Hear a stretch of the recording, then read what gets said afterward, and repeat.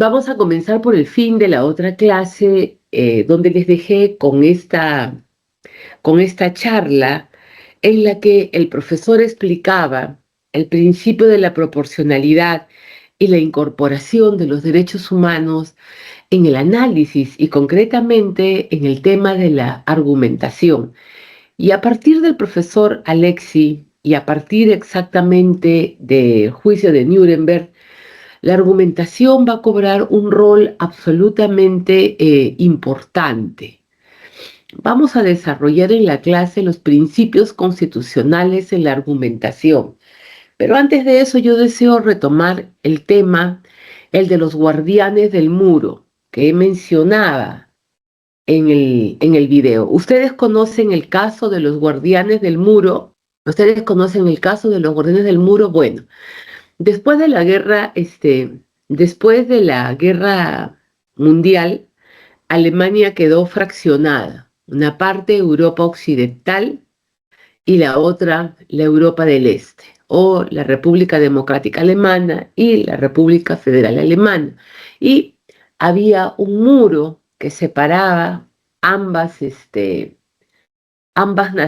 ambas naciones, ¿no? A pesar de que eran en teoría un mismo estado, tenían este muro. Entonces, ocasionalmente, algunas personas de la República Democrática Alemana decidían saltar por el muro y correr hacia la República Federal Alemana. Entonces, los guardianes, los soldados que estaban en las torres, disparaban a los que saltaban. Y normalmente estas personas caían abatidas y perdían la vida en este intento de fuga.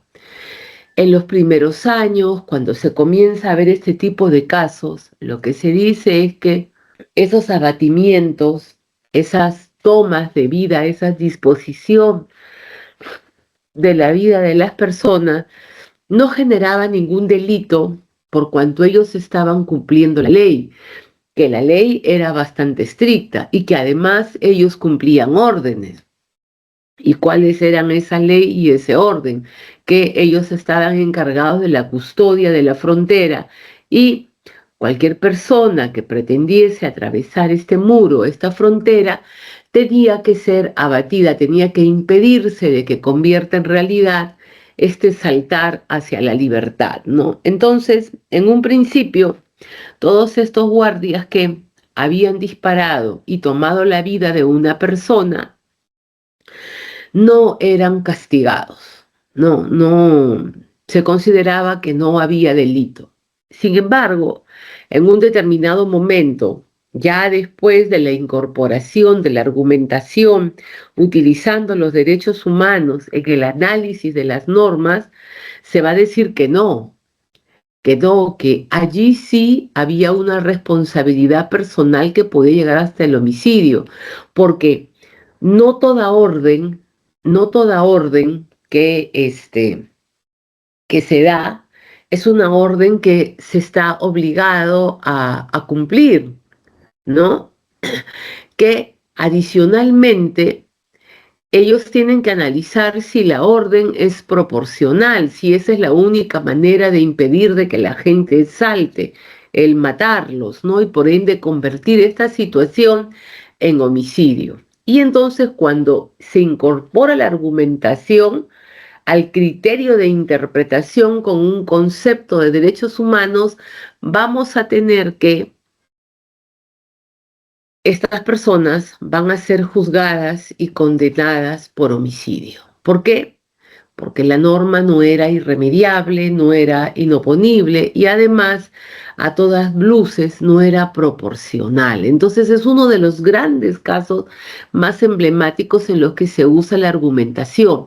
La primera, les comenté yo al inicio de la clase, fue Nuremberg, donde además el propio Kelsen, después de haber sido este autor positivista, que es el que crea la pirámide de Kelsen, la estructura, que no puede haber nada por encima de la Constitución, termina realizando una interpretación justnaturalista y señala que Cuando los crímenes son de tal magnitud y hay conciencia de los mismos y estos crímenes tienen el carácter de crímenes contra la humanidad, no es necesaria la ley que las establezca y que constituyen crímenes por el solo hecho de constituir un agravio a la vida de las personas, a la humanidad en sí. Entonces, vamos a ver cómo al final Schmidt, el que, conforme lo dicen en el video, es el gran teórico de los nazis, el que va a permitir muchísimas cosas, va a permitir muchas barbaries. Al final, Schmidt es el que termina positivista y el grupo de los austrohúngaros que huyeron hacia Estados Unidos terminan como naturalistas, yendo contra el principio de sine leyem, ¿no? Es posible tener una condena. Entonces, esa es la importancia de la argumentación que nos va a llevar por caminos no previstos, por siglos, por milenios en el derecho, ¿no? La argumentación va a ser así como la prueba de DNA que se ha tumbado, la presunción pateris y la presunción materis. Hijo nacido durante el matrimonio se reputa del marido. Plazo para impugnar 6 meses, máximo 2 años, desde que se toma conocimiento o del hecho o desde el nacimiento. Presunción materis, hijo nacido de mujer, se entiende que ella es la madre. ¿No es cierto? Hoy en día, con las pruebas de ADN, hijo nacido en el matrimonio puede ser de otro varón que no es el esposo.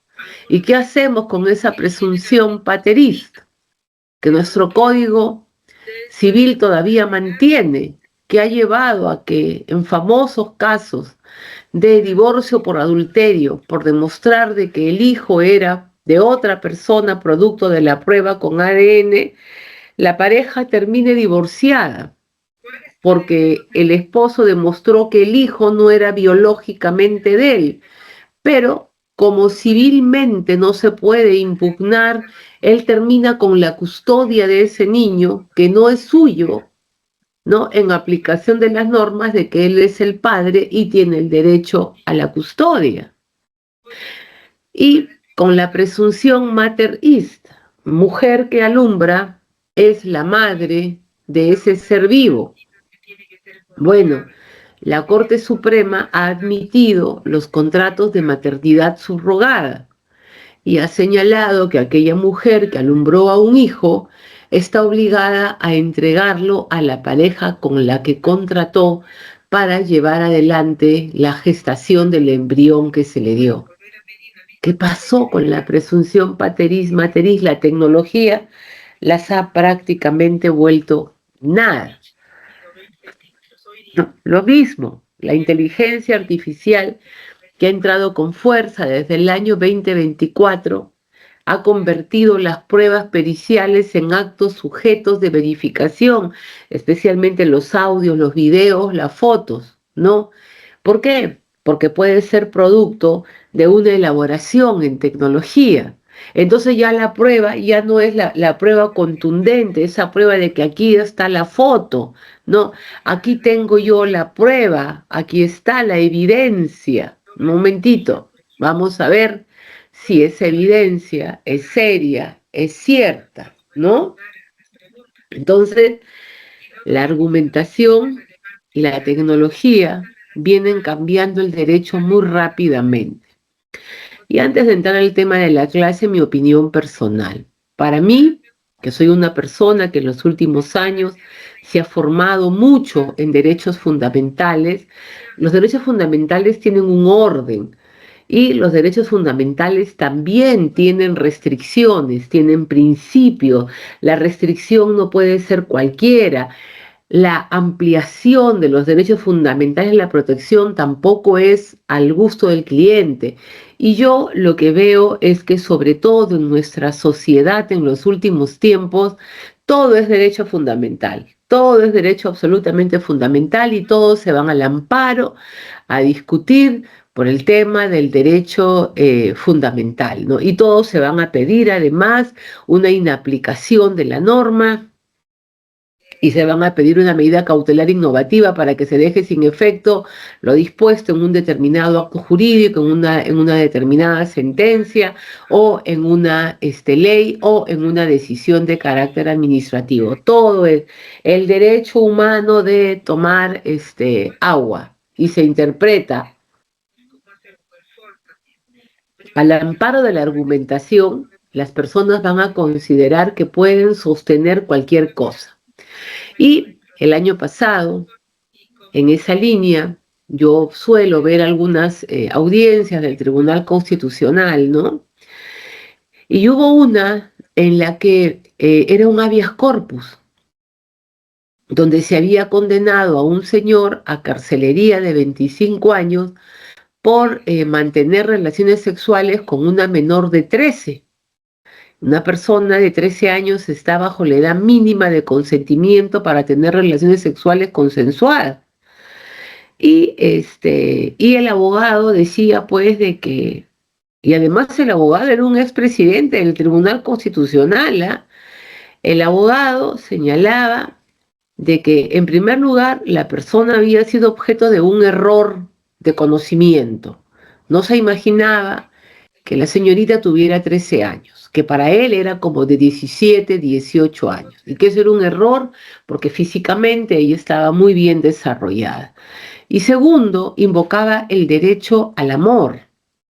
Decía de que él se había enamorado de esta señorita y que esta señorita además venía de una región de la selva donde el inicio de las relaciones sexuales se daba a una edad muy temprana y que bueno, habían tenido este hijo que era fruto del amor y que no se podía privar a este niño que era fruto del amor de la presencia de su padre. Por supuesto que yo vi la audiencia y terminé convulsionando, ¿no? Por el nivel de argumentación, de todo lo que traía, para mí completamente descabellado. Es una persona underage con un hijo. La chica no estaba en una zona de pueblos originarios, estaba en San Bartolo.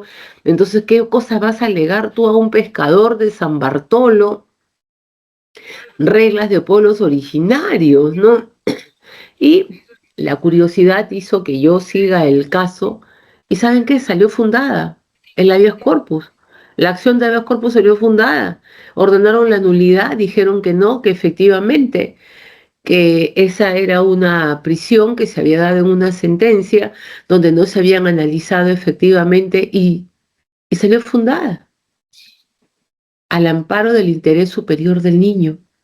Yo no sé lo que significa estar el interés superior del niño, lo encuentro en más de 1000 sentencias al amparo del interés superior del niño, que tiene el derecho a desarrollarse a una vida digna, un derecho fundamental, de tener sus padres.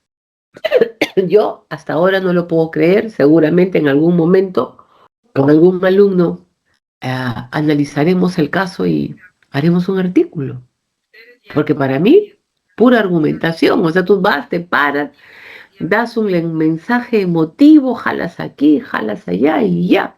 Pero no son las únicas. Ahora vamos a ver, después de la presentación teórica, los voy a hacer buscar a ustedes por lo menos 2 o 3 sentencias que para mí son absolutamente emblemáticas. Una histórica y otra reciente, para que veamos cómo es de que estas cosas funcionan. Para mí es Doctora, poco, ¿sí? ¿me permite una preguntita, por favor? Le permito todas las preguntas que quiera. Muchas gracias, buenas tardes. Doctor, ya que usted se refiere a derechos fundamentales, últimamente muchos movimientos de ciudadanos, instituciones, están propugnando y están trabajando en lo que ya ahora llaman el derecho a comprender. Es decir, que se considera como un derecho fundamental de los ciudadanos a comprender las normas, resoluciones y comunicaciones. En concreto, la claridad del lenguaje. Me gustaría saber cuál es su opinión al respecto. Mire, es Gracias. todo un movimiento que se inició en Argentina. ¿no? Y luego también en Bolivia, pero más que nada en Argentina, que es donde tienen una ley que te dice cómo es de que tú debes de resaltar y las cosas, cómo es que debes de redactarlas para que el ciudadano pueda entender las leyes que tú dictas, ¿no? Y eso se aplica a las leyes y a las sentencias. A ver si ahora, acabando esto, mientras ustedes van viendo las sentencias, logro ubicar. Es una ley argentina, es una ley argentina eh, que es bien interesante, ¿no? Seguramente en algunos años será un derecho fundamental, hoy en día no tiene la calidad. ¿Cuál es la diferencia cuál es la diferencia entre derecho humano y derecho fundamental? El derecho humano es el que está contenido en los tratados, es el que está regulado a nivel internacional. El derecho fundamental es el que en el Perú está reconocido en la Constitución, ¿no? Y también por sentencias, por jurisprudencia, se pueden generar derechos humanos, ¿no?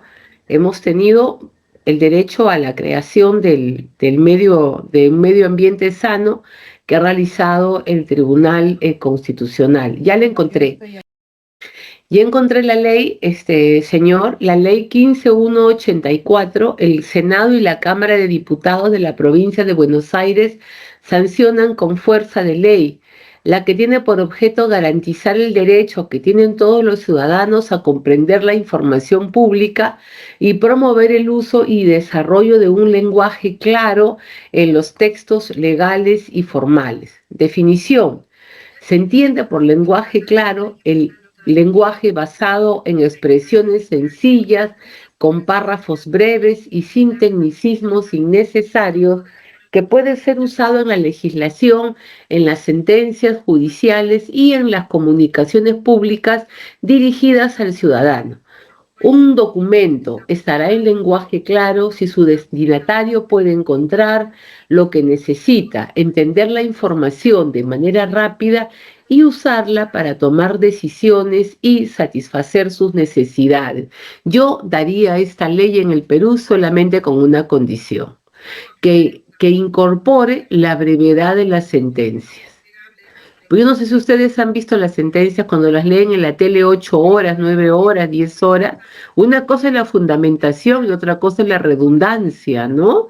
Entonces ahí está, es la ley 15184 de la Cámara del Senado y la Cámara de Diputados de la provincia de Buenos Aires. Ahí tiene usted, en ese texto son 10 artículos muy cortos, esencialmente son 4 artículos que señalan el concepto que le he leído, cuándo va y cómo es que se tiene que aplicar. Entonces, como están ustedes viendo, hoy en día la argumentación se usa, sí, Saturnino.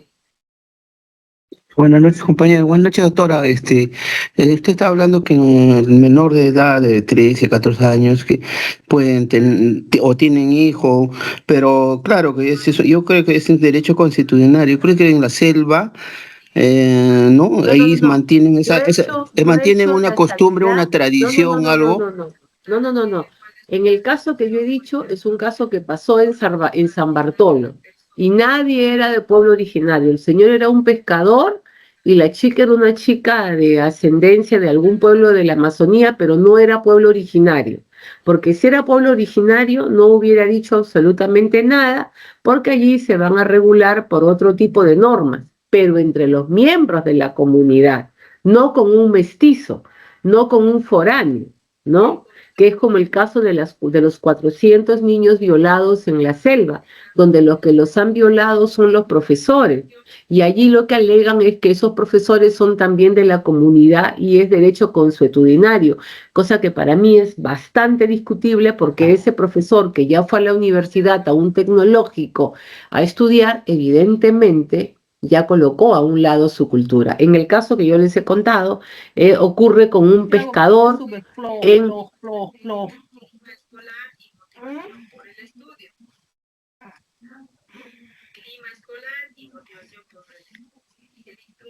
Mamita, ya. ¿Alguien le puede avisar que está con el micro prendido a Sheila Pilco? Sheila Pilco está con el micro prendido en la clase. Disculpen.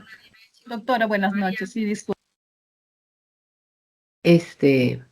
Si hubiera ocurrido en un pueblo originario, no lo hubiera mencionado. Esto ha sido entre personas que no tienen nada de originarios y que más bien utilizaban que porque la chica había nacido en una ciudad considerada amazónica, automáticamente ya él podía aplicar el derecho consuetudinario. Por eso que le digo que para mí son, entre comillas, ejemplos límites de lo que es la argumentación, que uno puede jalar una cosa por aquí y otra cosa por allá, ¿no? Entonces hay que tener bastante rigurosidad con el tema de qué se argumenta, cómo se argumenta y para qué se argumenta. Entonces,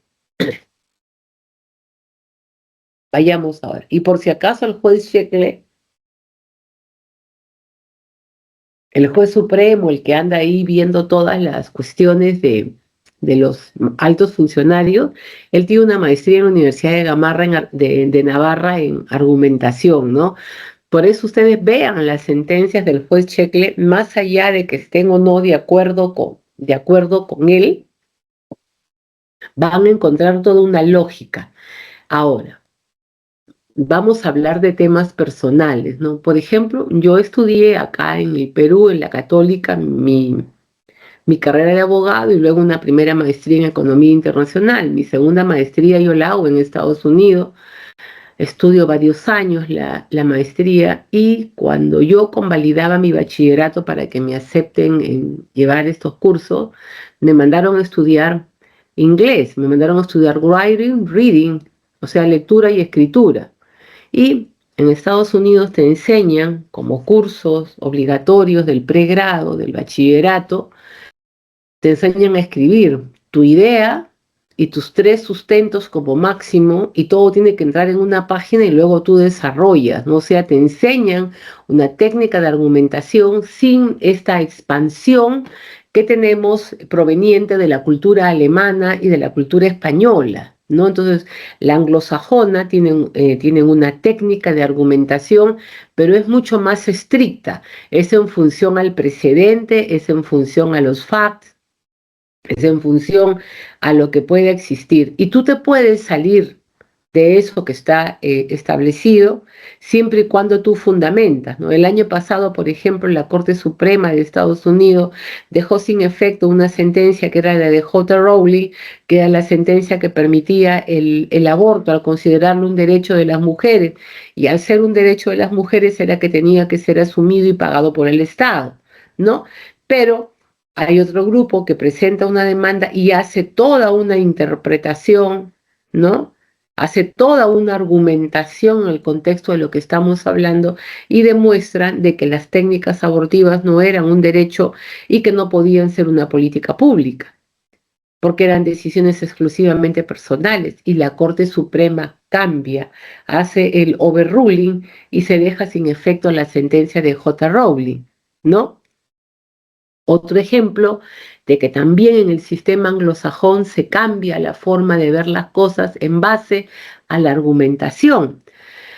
Hace varias décadas, en los años 60, también en Estados Unidos, ¿no? Se dice de que normalmente es la gente blanca la que está mejor educada y por ende la que puede acceder a las mejores universidades y a las universidades en general. Entonces, de que las universidades deben establecer una cuota de ingreso para alumnos por etnicidad o por raza, ¿no? Entonces es así como en las universidades se estableció un porcentaje, 5% o 10%, para latinos y afroamericanos, o sea, negros, ¿no? Entonces tenían una cuota latina, una cuota de población negra.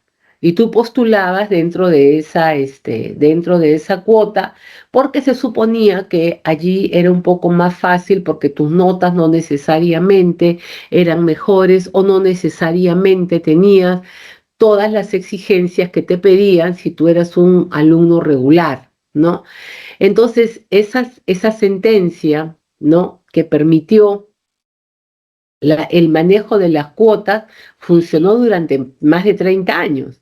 hasta que el año pasado hubo un grupo de personas que dijeron que esa sentencia que buscaba promover los derechos de las minorías en realidad se había vuelto una norma que discriminaba, porque las personas no tienen por qué ser separadas ni por raza ni por etnicidad, que todos eran absolutamente iguales y que al establecer esas cuotas de ingreso en base a estos criterios, lo que hacía era generar una situación de grave discriminación al interior de las universidades. ¿Y qué pasó? También la Corte Norteamericana de Estados Unidos hizo el overruling de la sentencia de hace 30 años y dispuso que las universidades no pueden tener prácticas de aplicar cuotas por raza, por etnicidad ni de ningún otro tipo, sino de que el ingreso a la universidad tiene que ser exclusivamente meritocrático en función a las pautas que la universidad establece en los perfiles de ingreso.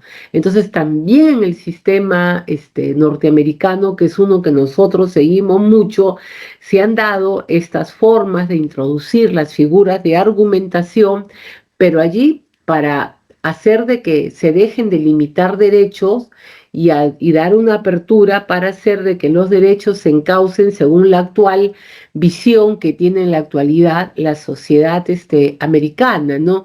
Y esto es bastante interesante porque hay que recordar siempre que cuando nosotros hablamos de derecho, cuando nosotros hablamos de modelos jurídicos, estamos hablando detrás de filosofía del derecho.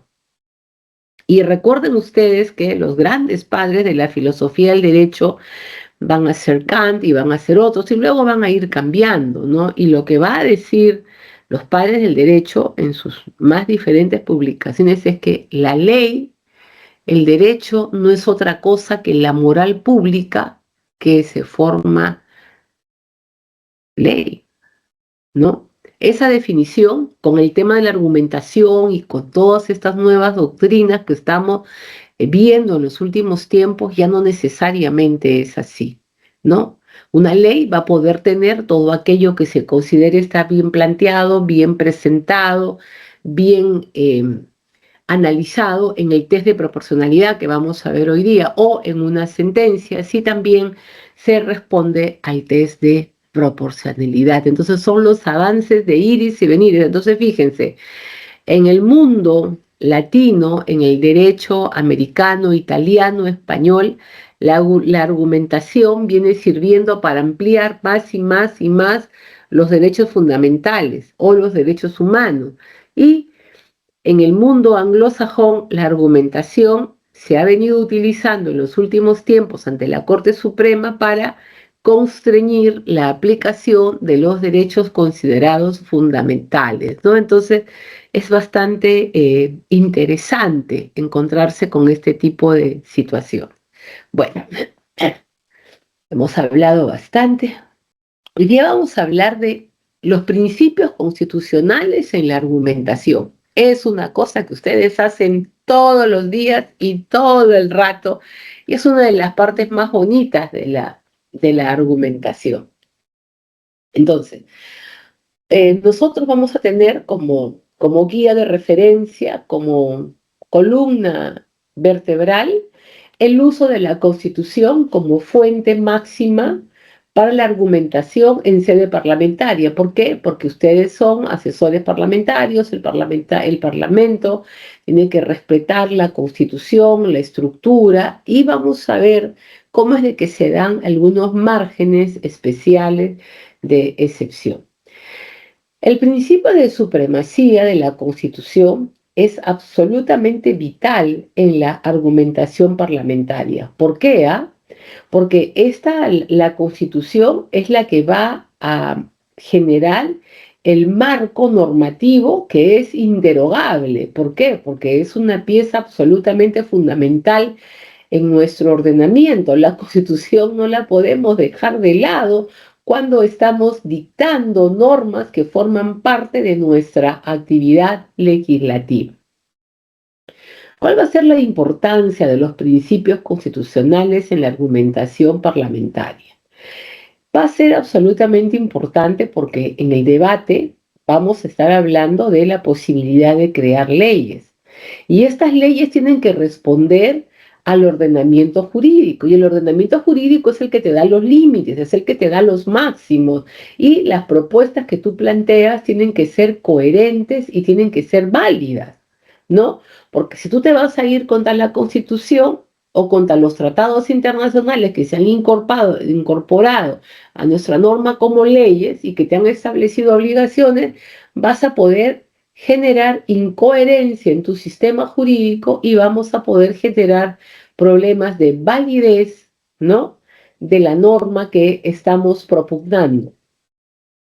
Entonces, la importancia de los principios constitucionales o de la Constitución en la argumentación parlamentaria, en primer lugar, es porque es una fuente de legitimidad y de validez. La Constitución es la norma suprema, es el fundamento de todas las leyes, es la norma normarum, ¿no? Y es nuestra fuente primaria de derecho, es nuestro límite, la tabla de inicio. En la argumentación, un proyecto de ley tiene que demostrar que se deriva de un precepto que está contenido en la Constitución, con los principios, valores y reglas constitucionales para ser considerado legítimo y por ende válido. Ahora, también la Constitución y el respeto de sus principios va a ser absolutamente fundamental porque es lo que te va a dar el criterio de validez. Cualquier norma que contravenga, contradiga o ignore un mandato constitucional puede ser declarada inconstitucional por el Tribunal Constitucional o puede ser objeto de un control difuso en un caso concreto por el juez. Y por lo tanto la norma va a terminar inválida. Entonces cuando tú estás haciendo el proyecto de norma y tú vas a defender la norma, hay que cuidar porque la argumentación parlamentaria tiene que prevenir la inconstitucionalidad. Y acá, voy a ir apuntando vayan buscando ahí mientras ustedes vayan buscando esta ley que establece delito del maltrato animal, que condena hasta pena de cárcel a los que maten a un animal. Vayan buscando eso porque lo vamos a ver para que ustedes hagamos ahí algunas reflexiones. Busquen la exposición de motivos de esa norma y también si quieren tener una mayor polémica entre ustedes, busquen la ley de amnistía, ¿ya? Busquen la ley de amnistía o de prescripción, busquen la parte de la exposición de motivos para tener ahí un debate interesante. ¿Cuál es el segundo tema por el cual la fundamentación constitucional o el respeto a estos principios es esencial? ¿Por qué? Porque limita el poder del legislador. La Constitución es el límite del legislador, restringe el debate. La supremacía constitucional va a actuar como un límite formal y material al poder de legislar con el que cuenta un congresista y el Parlamento. Los parlamentarios siempre van a tener que argumentar que su ley propuesta respeta los límites establecidos en la Constitución, especialmente en cuanto a las competencias del Poder Ejecutivo. Vamos a ver más adelante, tengo separada ahí la ley de retiro de las AFPs. En segundo lugar, ¿por qué es un límite del poder del legislador? Porque protege a las minorías, garantiza que la mayoría parlamentaria, en ejercicio de la función que le es propia, no desconozca los derechos fundamentales ni las garantías institucionales que están consagrados en la Carta Magna. Entonces, limita el poder del legislador porque establece los límites en el debate y protege a las minorías, evitando que las mayorías puedan tomar cualquier tipo de decisiones. En tercer lugar, es la defensa de los derechos fundamentales. El eje de la argumentación sustantiva tiene que estar en la dignidad humana. Y recordemos que nuestra Constitución comienza con un artículo primero que señala que el objeto del Estado es la dignidad del ciudadano. En consecuencia, en el debate parlamentario, en el desarrollo de las normas, la argumentación en toda nueva ley tiene que tener como objeto cómo se desarrolla o protege o potencia los derechos del individuo y nunca la restricción arbitraria. Guarden la palabra arbitraria porque la restricción es válida, pero no la arbitrariedad. Y luego, ¿por qué? Porque establece los parámetros para el control de convencionalidad. Nuestra Constitución no incorpora de una manera expresa el control de convencionalidad. Sin embargo, en sentencias dictadas contra el Perú, como el caso de Trabajadores del Congreso versus Perú, es uno de los primeros en los cuales la Corte Interamericana de Derechos Humanos va a establecer la obligatoriedad del juez de hacer no solo control constitucional, sino control de convencionalidad. Y esta obligación, además, luego va a ir desarrollándola en otra sentencia, la va a hacer extensiva a cualquier otro tipo de autoridad. En consecuencia, en nuestro ordenamiento, el control de convencionalidad es posible y la Constitución es la que va a ayudar a establecer los criterios jurisprudenciales para poder establecer el control de convencionalidad. ¿Por qué? Porque tiene que haber una compatibilidad entre las convenciones, los tratados con nuestra norma, porque eso va a formar parte de lo que nosotros llamamos el bloque de constitucionalidad. Entonces, el tema de el respeto de los principios constitucionales en la argumentación es porque es fuente de legitimidad y validez, limita el poder del legislador y defiende los derechos humanos. Y finalmente, porque constituye una garantía del Estado de Derecho. En efecto, cuando nosotros estamos respetando los criterios constitucionales, estamos garantizando el orden y la seguridad jurídica, porque de esta manera nuestra legislación va a tener unicidad y va a tener estabilidad. Y eso va a significar que las regulaciones que demos sean previsibles y sean coherentes con el modelo constitucional que tenemos, ¿no? Y también este respeto de los principios constitucionales nos confiere una orientación política. Nuestra Constitución no solamente es un conjunto de principios, sino contiene una visión política, ¿no? Y los legisladores tienen que alinearse con esta visión, con el proyecto de sociedad que está allí enmarcado y con los valores esenciales de democracia, justicia, libertad e igualdad que nosotros hemos colocado. Un ejemplo claro sería de que un grupo parlamentario o una persona diga, no, es que este gobierno ya no funciona. Entonces nos vamos a ir a establecer de que los gobiernos regionales ya no son gobiernos regionales, sino de que ya somos estados federales autónomos. No puedes, pues, no puedes. Estás yendo contra la Constitución, porque nosotros nos hemos establecido como una nación que constituye una república autónoma y tenemos un modelo de carácter republicano que se ejecuta a través de un poder ejecutivo que tiene una determinada forma de gobierno que a su vez se articula con los gobiernos regionales que son y no son parte del poder ejecutivo porque tienen niveles de autonomía, pero asumen en sus áreas de competencia funciones y también se articulan con las municipalidades que a su vez tienen autonomía conceptual, pero que se enmarcan dentro de este funcionamiento ejecutivo de administración y gestión de la cosa pública. Y por otro lado tenemos un poder legislativo que es el representante del pueblo y es el que se encarga de dictar las normas dentro de las cuales este ejecutivo y los poderes municipales se van a desarrollar. Y también en este sistema hemos establecido los checks and balance entre Contraloría, Defensoría del Pueblo, Poder Judicial, Poder Ejecutivo, Congreso. todos se controlan unos contra otros, ¿no? Todos se controlan unos contra otros. El Tribunal Constitucional le hace control al Congreso, el Poder Ejecutivo le hace control al Congreso, el Poder Legislativo le hace control al poder Ejecutivo, la Contraloría le hace control a todos, el Poder Judicial le hace control a todos, la Defensoría del Pueblo respecto del cumplimiento de derechos humanos le hace control a todos, ¿no?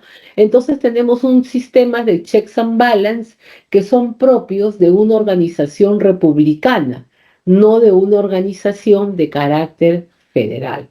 Entonces, en el ámbito parlamentario, el principio de supremacía constitucional va a colocar a la Constitución como la gran premisa, la va a considerar como el límite absolutamente infranqueable para toda actividad legislativa. ¿Por qué? Porque ese límite constituye la línea mínima de validez y el estándar de legitimidad de cada propuesta de ley. Y digan ustedes si cuando les dan un encargo, mira, quiero regular este tema, ustedes lo primero que ven es si está prohibido en la Constitución, si se puede hacer en la Constitución, luego se van a la Constitución comparada, luego se van a los tratados, luego van a ver 6 sentencias del TC, ¿no? Y de ahí ya comienzan ustedes a fundamentar. La Constitución efectivamente va a funcionar como marco y límite de la actividad legislativa, ¿no? Pero no de cualquier manera, no es de que, ya, que este es un límite, no, no, no. ¿Por qué? Porque te va a orientar y te va a dar sustancia. Cuando te está marcando los límites, te está diciendo, ojo, yo tengo principios, valores, y estos son los que tú tienes que respetar cuando tú vas a fundamentar una iniciativa legislativa, ¿no? Luego, tú tienes un marco de competencias. La Constitución, como ya les estaba comentando, establece qué le corresponde con claridad a cada uno de los órganos estatales. En consecuencia, si tú vas a trabajar un tema X, tienes que verificar que no estás vulnerando las competencias propias del Poder Judicial, del Ministerio Público, del Jurado Nacional de Elecciones, de la OMPE, de la RENIEC, de la Defensoría del Pueblo, de la Contraloría General de la República, que son los organismos constitucionalmente autónomos que tienen competencias específicas, ¿no? Por ejemplo, hoy en día que estamos en crisis con el tema del sistema judicial, podemos sacar una ley que diga, ya dejamos en suspenso las actividades de la Junta Nacional de Justicia y damos una ley para tener un proceso rápido y abreviado para poder contratar jueces en 3 meses. ¿Podemos hacer eso? No podemos, porque la Constitución establece que la Junta Nacional de Justicia es la que tiene la competencia, ¿no?, de evaluar, nombrar y sancionar a los magistrados. Tendríamos que ir a una reforma constitucional, ¿no es cierto? Luego, cuando hablamos de que la Constitución te da el marco normativo, también eso significa de que te da el marco de los derechos fundamentales sustantivos que tú tienes que proteger, garantizar o desarrollar. En el mismo ejemplo que yo les digo, ¿no? Vamos a dar esta norma. No, no, no, señora, tenemos que dar una ley de reforma constitucional. Hay una ley de reforma constitucional. ¿Y en qué vamos a fundamentar la reforma constitucional? La vamos a fundamentar en que todos tenemos el derecho al acceso a una justicia rápida, eficaz, pronta. Ya. Entonces, nosotros tenemos que garantizar de que el ciudadano acceda a la justicia. Ya, perfecto. Y en base a ello es que propondremos esta modificación excepcional para que por un periodo de tiempo tengamos, ¿no?, un procedimiento especial para elegir a magistrados supremos o fiscales supremos o algún otro tipo de situación, ¿no? Entonces, también es un límite argumentativo. ¿Por qué es un límite argumentativo? Porque la Constitución te va a restringir el contenido y la forma de las decisiones parlamentarias. La argumentación debe demostrar que la propuesta no vulnera ninguna de estas restricciones. Vayámonos al tema de familia. A ver, ¿Qué cosa dice la Constitución sobre la familia? A ver si alguien lo encuentra y lo lee. Entonces, a ver, por favor, que alguien busque qué cosa dice la Constitución sobre la familia. Entonces nosotros, por ejemplo, queremos dar una norma, ¿no? Sobre que ya no importa, la familia puede ser cualquiera, dos personas que viven juntas, tres amigas que se han juntado, cuatro parejas que se han juntado, pueden ser familia. ¿Qué cosa es familia? A ver, por favor, ¿quién ubica? ¿Quién ubica? ¿Alguien ya lo ubicó? ¿Qué cosa dice? Para que tengamos el ejemplo en gran forma y estilo. Muy bien, a ver, aquí está. Dice, la Constitución es definida como un instituto natural y fundamental de la sociedad, que se protege especialmente. La Constitución promueve el matrimonio. Su disolución y su forma se regulan por ley. Se establece el principio de igualdad de los hijos y la promoción de la paternidad y la maternidad responsable. Ah, señora, pero usted quiere hacer una ley que dice que se juntan tres personas, se declaran familia y ya está. O cuatro parejas que se juntan y se declaran familia. ¿Es constitucional? Ah, bueno, pero la Constitución dice que protege a la familia, no me la ha definido. La Constitución no me ha definido la familia, dice que promueve, ya cada uno va a tener sus hijos, cada uno va a ser responsable, los va a registrar, pero nosotros somos una familia. Ah, sí, no, ah, ya, bueno, entonces ya podemos establecer muchísimo cuidado. Desde la época más ancestral, nosotros hemos cuidado en tener una definición de familia, porque los derechos, sobre todo los económicos que van de familia en familia, están predeterminados por la pertenencia a un grupo sanguíneo, a un grupo en el cual la persona crece, se desarrolla y es que generan derecho, ¿no? Entonces, es por eso de la importancia que se tuvo siempre de regular familia. Pero de repente ahora pues estamos en otra época. ¿Cómo lo fundamentarían ustedes? ¿Cómo lo fundamentarían?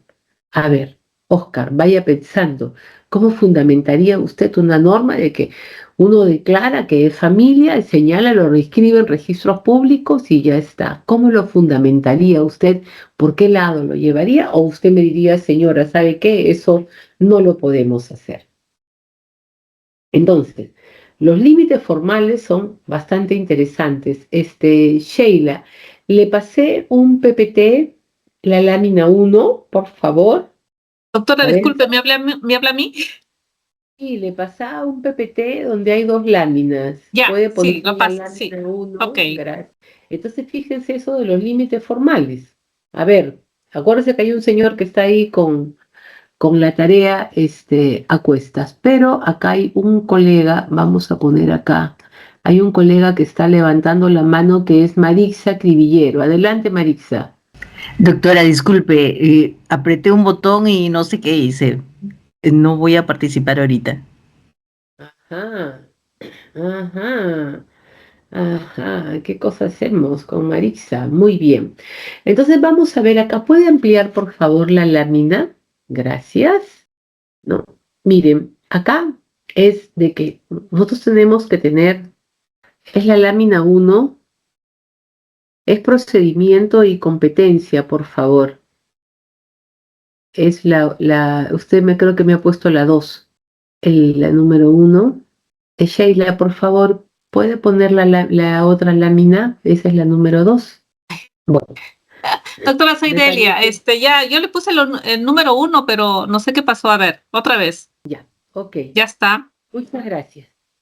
Entonces, ¿puede ampliarla? Ya, muchas gracias. Entonces, fíjense, esta parte es bien importante porque ustedes tienen que tener en cuenta, se volvió a pasar a la número 2. Ustedes tienen que tener en cuenta que hay límites. La argumentación va a tener límites. El primer límite es lo ha dejado en la lámina 2. Gracias. Los límites formales se los va a dar no sé qué cosa pasa que se cambia. Los límites, retire nomás la lámina porque si no nos estamos mareando porque yo estoy hablando de una cosa y en la lámina, ya, ahora sí. Los límites formales nos los va a dar las propias normas. El primer límite formal para el órgano competente. Ese es el primer límite formal. ¿Cuál es la competencia que tiene el Congreso? Y ahora en la nueva forma de funcionamiento del Congreso, ¿cuál es la competencia que tienes según seas asesor de senadores o de diputados? Entonces, lo primero que tú tienes que ver es tu constitución para ver cuáles son tus competencias. Entonces, tu primer límite formal es tu competencia. Entonces, en la argumentación eso es absolutamente fundamental, porque tú tienes que legislar que te estás refiriendo a los temas que están reservados para ti por la propia Constitución, ¿no? Entonces, ojo con eso, de que ahora el límite formal a nivel del órgano competente va a ser mucho más exigente en el Parlamento peruano. Luego, el segundo límite formal es el procedimiento legislativo. ¿Qué cosa es lo que se tiene que hacer?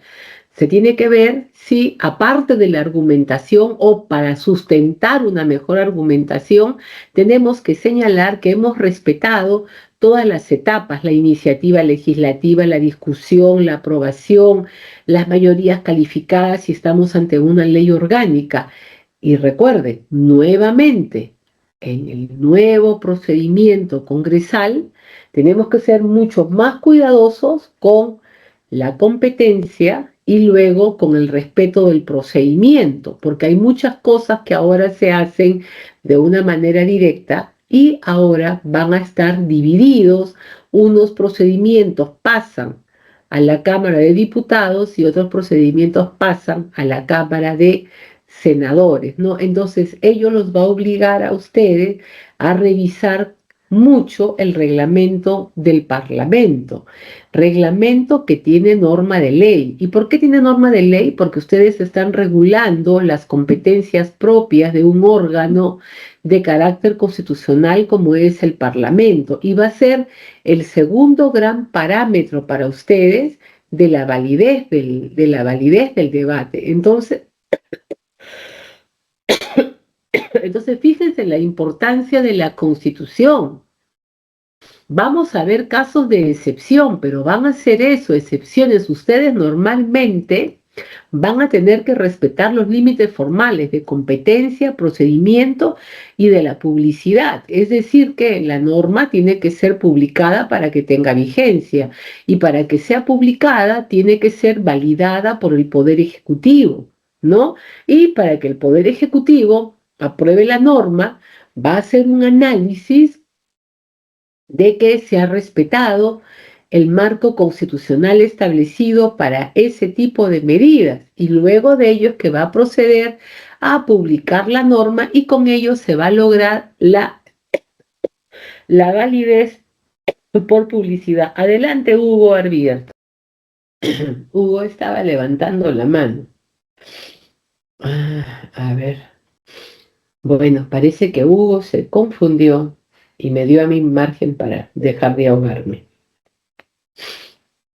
A ver, vamos a ver, acá hay dos personas. ¿Me escucha, doctora? Sí, Aló. ahora sí. Sí, ahora sí. Ya, disculpe. Ya, doctora, mi pregunta es puntual. ¿Qué pasa cuando los casos de excepción se convierten en una regla? Por ejemplo, la exoneración de la segunda votación de los proyectos de ley. Si bien es cierto, está contemplado en el reglamento del Congreso, pero eso se pensó para casos específicos, pero ya se ha vuelto una norma común. Se aplica en casi el 90% de los casos. Esa es mi pregunta. Muy bien, le vamos a dejar para la segunda parte de donde vamos a discutir la sentencia y la vamos a correr entre todos, ¿no? Muy bien, apuntamos ahí entonces qué cosa pasa cuando estamos ante normas excepcionales que se vuelven. Ajá. Muy bien, muy buena pregunta, muy buena pregunta. A ver, continuamos, ya vamos a acabar la parte de presentación y vamos a llegar a toda esta parte bonita a la que quiero llegar. ¿Cuáles son los límites materiales? El núcleo duro de la Constitución, la forma de Estado, la separación de poderes. Nosotros no podemos dar normas sobre esas. Y esa norma reglamentaria que acaba de señalar nuestro colega debería de estar aquí porque constituye un principio y un valor fundamental del modelo constitucional que toda norma sea votada en 2 oportunidades, ¿no? ¿Por qué? Porque se quiere mantener una determinada estructura de funcionamiento y sin embargo no lo estamos respetando, ¿no? Luego, otro de los grandes temas es de que tenemos que tener muy en consideración cuando es que estamos restringiendo derechos fundamentales.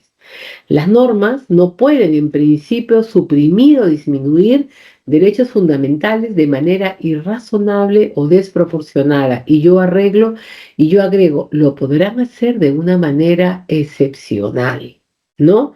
Entonces, cuando ustedes están haciendo una argumentación parlamentaria, estamos ante un ejercicio constante donde de manera permanente tenemos que demostrar necesidad, idoneidad y proporcionalidad de la medida, demostrando que si hay afectación es el medio mínimo de afectación para lograr un fin constitucionalmente legítimo. Entonces, todo el rato en el que ustedes están haciendo argumentación parlamentaria, están desarrollando una práctica de compatibilidad constitucional con la propuesta, la que tiene que mantenerse dentro del marco de orientación constitucional, respetando los límites que ésta les ha señalado, ¿no? Así que esa es la línea genérica. Y ahora vamos entrando al tema que a mí más me gusta y donde vamos a colocar la pregunta de nuestro colega. Argumentos de constitucionalidad versus inconstitucionalidad. Y esto lo vamos a hacer más o menos rapidito para entrar a la fase de debate, que es la más interesante siempre. Entonces, esta dinámica de constitucionalidad e inconstitucionalidad va a ser el eje de la argumentación parlamentaria conforme lo hemos estado viendo. Pues, ¿por qué? Porque ustedes van a estar siempre en una búsqueda de validez de la propuesta. Ustedes van a estar siempre en una presunción de lograr una meta que tenga que ser la constitucionalidad. Pero siempre el riesgo que ustedes van a tener, ¿cuál es el riesgo? ¿Y cuál es el riesgo? La inconstitucionalidad. Que se estén saliendo de ese marco. Entonces, uno, la constitucionalidad es una meta, es una presunción. Se presume que lo que ustedes hacen es juris tantum constitucional. Entonces, para ello, ustedes tienen a su lado la obligación de la carga de la prueba. Ustedes son los que tienen que decir que esa norma constituye un medio idóneo y adecuado para lograr el fin legítimo que la norma plantea.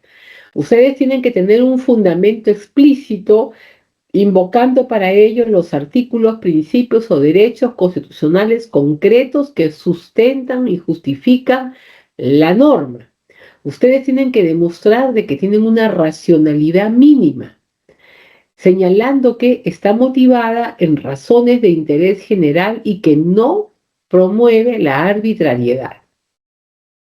En ese contexto, la constitucionalidad se ve como una norma interpretativa. Ajá, ¿qué es una norma interpretativa? Bueno, los legisladores tienen la potestad de interpretar las disposiciones de la Constitución y pueden señalar cuáles son las formas en las que ésta se realiza. Ahorita le doy la palabra a Gladys, ¿no? Entonces, la lectura de la norma, la lectura de la interpretación tiene que centrarse en el principio proacción. O sea, yo tengo principio de acción, pero dentro de mis límites constitucionales. Adelante, Gladys. Gladys, adelante. Dejamos la pregunta de Gladys para más adelante. La inconstitucionalidad es una objeción y un límite. Es a lo que ustedes tienen que tenerle miedo, ¿no? ¿Por qué? Porque es una amenaza jurídica. Es una amenaza jurídica y es la objeción más poderosa en todo debate parlamentario, que le digan de que tu proyecto es inconstitucional, ¿no? Entonces, la inconstitucionalidad la vamos a utilizar cuando somos oposición como un argumento de ataque, ¿no? Entonces nosotros vamos a cuestionar la validez de la norma porque adolece de vicios formales. Se puede argumentar que el procedimiento legislativo no siguió las reglas constitucionales o reglamentarias, como lo que señala el amigo. La regla reglamentaria es que un proyecto se vota 2 veces, que solamente de manera excepcional se puede exonerar de reglamentación. Eso me puede llevar a mí a fundamentar de que estamos ante una inconstitucionalidad, ¿no es cierto? Luego, yo como opositor también puedo señalar como un argumento de ataque vicios materiales en el contenido, que el proyecto está violando reglas que están claramente establecidas en la Constitución. Por ejemplo, crear un impuesto de modificación a la renta en el mes de enero y que se aplique de manera inmediata. No se puede. Tú puedes crear impuestos, pero si los creas se aplican en el ejercicio fiscal siguiente, ¿no? Luego, yo también puedo señalar como un elemento de ataque que estás violando principios, ¿no?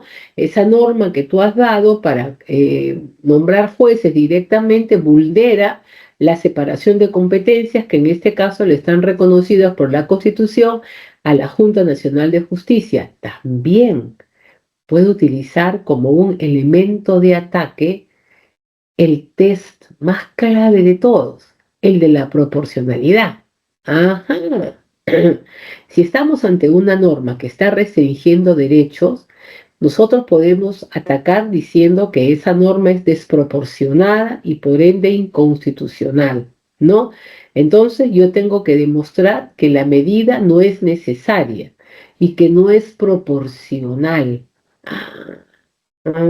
Vamos a volver sobre esto. Luego, yo también tengo que tener en consideración que la distinción material entre inconstitucionalidad y anticonstitucional hay que tenerla muy clara. La inconstitucionalidad es porque carece de un defecto formal o de un error. No hicimos la publicación de la norma para participación ciudadana. Hay un error formal, la norma será inconstitucional. Será anticonstitucional cuando la norma contraviene el espíritu de la Constitución, los principios, la finalidad de la Constitución o las normas en ella establecidas. Es decir, cuando la violación es intencional o gravemente opuesta. En la práctica, estas figuras se van a utilizar para buscar el rechazo de la propuesta de norma, ¿no? Que se está planteando. Entonces, cuando estamos haciendo argumentación parlamentaria, cuando estamos haciendo estos proyectos de norma, llegamos a una conclusión de que todo el rato tenemos que desarrollar un diálogo constitucional. ¿Por qué? Porque nosotros, como proponentes, tenemos que defender la iniciativa constitucional de nuestras normas, invocando marcos, principios, derechos. Cuando yo soy el opositor, alerto sobre la inconstitucionalidad o la anticonstitucionalidad, señalando cuáles son los límites, los vicios formales, los procesos que no se han respetado. Entonces, de esa manera, cuando nosotros tenemos esta tesis, síntesis, antítesis y todo, lo que vamos a tener es una ley que va a responder a un consenso democrático, beneficiando siempre los preceptos constitucionales. Y esto la va a hacer resistente al control judicial posterior. Solamente el juego de contrapesos y pesos asegura que el congresista se enmarque dentro de la Constitución. Y también esta conducta le va a permitir entender que su autonomía, la soberanía, no es absoluta y que tiene que respetar la norma suprema en el país, que es la Constitución, ¿no? Entonces, esto es bien interesante. Estamos hablando de proporcionalidad, de test de convencionalidad y de todas esas cosas. Entonces, vamos a conversar rápidamente de las técnicas de ponderación de principios y de derechos fundamentales, ¿no? Ustedes ya todos deben de conocer que en la actualidad se utilizan, ¿no? El principio de proporcionalidad como un método, como un instrumento metodológico para determinar la validez constitucional de una ley que restringe un derecho, o el test de proporcionalidad, que normalmente tiene 3 o 4 pasos y que también en algunas otras legislaciones se llaman test of balancing, ¿no? El test de proporcionalidad o estructura de la ponderación. Todo esto generado por los últimos filósofos del derecho que van introduciendo los derechos humanos en el enfoque de la regulación. El test de proporcionalidad se aplica para justificar una medida, generalmente una norma de carácter legal, que genera una afectación a un derecho. ¿Para qué? Para permitir que se haga realidad otro derecho u otro fin constitucional. Si la medida no supera cualquiera de los subprincipios, se declara inconstitucional. ¿Cuáles son los principios que tiene que superar? El subprincipio de idoneidad o de adecuación. Para eso, yo me tengo que preguntar, ¿la medida legislativa es adecuada o idónea para conseguir el fin legítimo y constitucional que se permite? ¿No? Entonces acá yo tengo que demostrar que hay una causal entre la restricción que estoy planteando y el logro del fin constitucional. Gran ejemplo, modificación constitucional realizada hace 22 años más o menos, restringiendo el régimen pensionario de la ley 20530, congelando las pensiones y estableciendo un tope máximo a las ya conferidas. Allí se dijo, efectivamente, hay una afectación a 100.000 personas, pero con esto voy a beneficiar a 3 millones de personas que se van a jubilar dentro de 20 años y a 1 millón de profesores que ya están jubilados. Y entonces, ¿qué pasó? La reforma constitucional pasó a pesar que se sabía, se estaba generando una restricción. ¿Por qué? Porque se estaba permitiendo que otras personas accedan a una mejora de su pensión y sobre todo permitiendo la viabilidad del sistema pensionario en los próximos 20 y 30 años. Es decir, que se estaba alcanzando la finalidad constitucional de garantizar la seguridad social. Luego vamos a volver sobre ese tema. Entonces, primer principio que tengo que demostrar, la idoneidad. Segundo, su principio, la necesidad. Entonces, acá vamos a analizar la alternativa menos restrictiva. Pregunta, ¿es la medida adoptada la menos gravosa o lesiva para el derecho fundamental que está siendo restringido en comparación con otras alternativas que hubieran logrado el mismo fin? Octavo retiro de fondos de AFP. ¿Es la medida menos gravosa? Acá mi argumento tiene que ser demostrar de que existe otro medio que protege el fin con la misma eficacia, pero el otro medio que existe genera una mayor afectación. En consecuencia, esta medida que yo propongo del octavo retiro es la que genera un menor daño. En consecuencia, eso evita que tengamos una norma desproporcionada. ¿Me están siguiendo? Ok. Entonces, tercer subprincipio, de proporcionalidad en sentido escrito o la ponderación. Uy, uy, uy. Esto es lo más difícil. En la ponderación lo que hacemos es un balance entre los costos y los beneficios de la medida en el caso concreto. Vamos a ponerles ahí un ejemplo para que ustedes vayan pensando. Formalizamos a todos los mineros ilegales, con excepción de aquellos que están realizando su tarea en bosques protegidos o en zonas declaradas intangibles. ¿Qué tengo que preguntarme? Tengo que hacer un balance.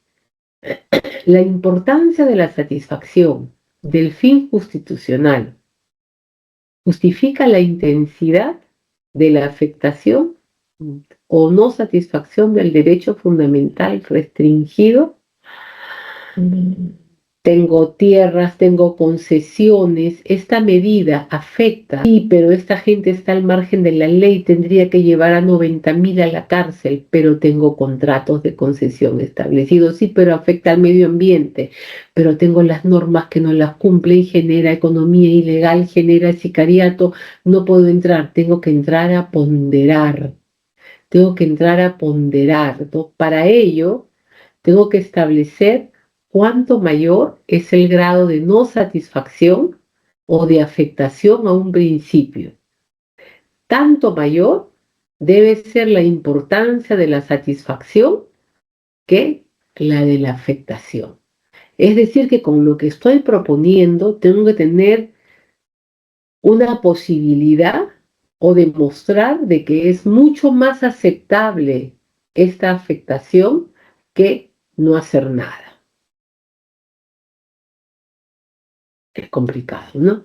Entonces, yo tengo que determinar, en primer lugar, la afectación. Tengo que establecer si la afectación es leve, media o intensa. Entonces, luego tengo que determinar la importancia, si es leve, medio o intensa. Primer nivel de afectación, segundo nivel de importancia. Y tercero, tengo que comparar. No tengo que comparar si la medida genera mayores beneficios, mayor satisfacción que el derecho que estoy restringiendo, considerando la afectación en cada caso específico. No hay un test en abstracto que funcione.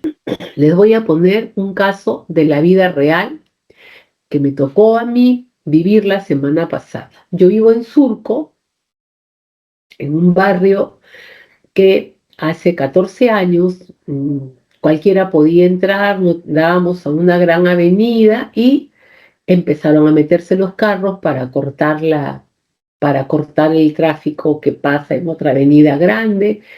Comenzaron a aparecer los asaltos para que un chico pudiera ir de un edificio a otro, había que llevarlo en el carro porque te asaltaban en el camino, en fin, ¿no? Entonces, todo este barrio que tiene como 10 cuadras, habló con el alcalde y el alcalde dijo, yo no puedo darles protección a ustedes porque hay otros barrios que tienen mayores problemas. Entonces yo les autorizo a que ustedes coloquen rejas a lo largo de toda la avenida principal y tengan solamente 2 puntos de acceso donde ustedes pueden tener tranqueras y ustedes asumen el costo de las tranqueras y hacen su verificación. Entonces nosotros en el 2014 hicimos eso, pusimos las rejas a lo largo de toda la avenida con unas puertas pequeñas para ingreso peatonal, con garita de seguridad para que se identifique y 2 puntos de acceso, ¿no? Donde tú para acceder o tienes que tener un sticker que te abre la palanca o si eres una visita tienes que dar tu nombre, tu número de identidad, le toman una foto a tu DNI o a ti y te preguntan a dónde vas y dices yo voy a la calle 2432 y te dejan pasar. Eso es todo lo que hay. Entonces, la semana pasada llegó una carta de la municipalidad a la presidencia de las juntas vecinales diciendo que la municipalidad de Santiago de Surco tenía una ordenanza con rango legal que decía que no se permitía las restricciones al libre tránsito y a la integridad personal, en consecuencia que se tenían que tener las tranqueras abiertas de 7 de la mañana a 7 de la noche, que solamente podíamos usarlas de noche y que no se podía hacer ninguna verificación de identidad ni preguntar hacia dónde iban las personas, ¿no? Nos llegó esa carta y que entraba ya en vigencia. Entonces, los vecinos empezaron a comentar en el chat de los vecinos, que ahora tiene uno, ¿no? Entonces yo le dije, pero hay que escribirle al alcalde, hay que contestarle ese oficio. Y entonces yo preparé el oficio, ¿no? Y por acá debo tenerlo. Bueno, entonces, en consecuencia, lo que yo le dije fue, señor alcalde, hemos leído su resolución con mucho temor y venimos a pedirle a usted que cambie la decisión adoptada. Primer punto, ningún derecho es absoluto. Todo derecho admite restricciones. Lo que uno tiene que saber es si ese derecho es razonable, si ese derecho consigue el fin legítimo y si estamos causando o no alguna afectación insuperable. Entonces le puse, en primer lugar, las rejas se pusieron por el incremento de la violencia hace 11 años. Hoy en día vivimos en una mayor situación de incremento de la violencia. En consecuencia, la finalidad de la restricción sigue vigente. En segundo lugar, desde que tenemos esas rejas, no hemos tenido ningún incidente de criminalidad en la zona. Eso significa que se está cumpliendo con el fin legítimo de garantizar la vida, la integridad y la tranquilidad de los vecinos. En tercer lugar, no hay ninguna persona que se haya quejado por discriminación. Todas las personas que vienen de visita o de paseo aceptan la identificación, les demora el trámite no más de 30 segundos y luego continúan. En consecuencia, la afectación que realizamos al derecho de libre tránsito es una afectación proporcionada y razonable en relación con el beneficio de la seguridad en la protección a la vida y tranquilidad de los vecinos. En consecuencia, las tranqueras que existen en nuestro barrio son válidamente permitidas, porque es la mejor forma de asegurar nuestra vida o integridad. Si usted nos pide que dejemos de proporcionarnos esta forma de seguridad directa que financiamos los cientos de familias que vivimos acá, usted tiene que cumplir con darnos una protección de seguridad igual o similar a la que nosotros tenemos, ¿no? Entonces, ¿qué cosa es lo que dice el test de proporcionalidad o test de ponderación?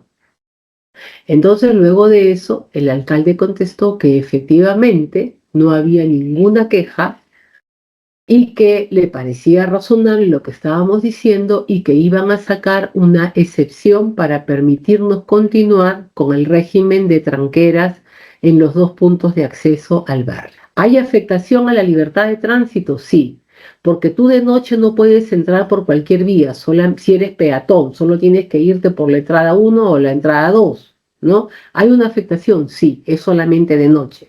¿Hay una afectación porque yo estoy apurada y tengo que ver? Sí, pero es la mínima. ¿Por qué? Porque estoy garantizando la vida y la integridad. ¿Con esa norma se consigue el fin legítimo? Sí, en este barrio no hay asaltos. Cada quien puede salir a caminar, a pasear, a correr, a pasear su perro, tranquilo, ¿no? Entonces, es un ejemplo práctico de cómo uno puede utilizar el tema de la ponderación o el test de constitucionalidad. Silvia, Odelia, por favor, pueden poner el PPT, la lámina, la lámina 2, por favor. Esta es la parte que a mí más me gusta de todo, que es la del test, porque un test bien planteado es un test que sirve absolutamente para todo, porque a usted le va a permitir. Por favor, ¿pueden poner la lámina Delia o Sheila? Gracias. Y ahora sí que sea la lámina 2. Ahí está. Entonces, la ponderación. Esto es lo más importante, ¿no? Entonces, ¿qué cosa es lo que uno tiene que tener presente? ¿Cuál es el supuesto y cuál es la consecuencia jurídica? ¿No? Esta disposición que yo estoy dando es la que me permite el máximo beneficio.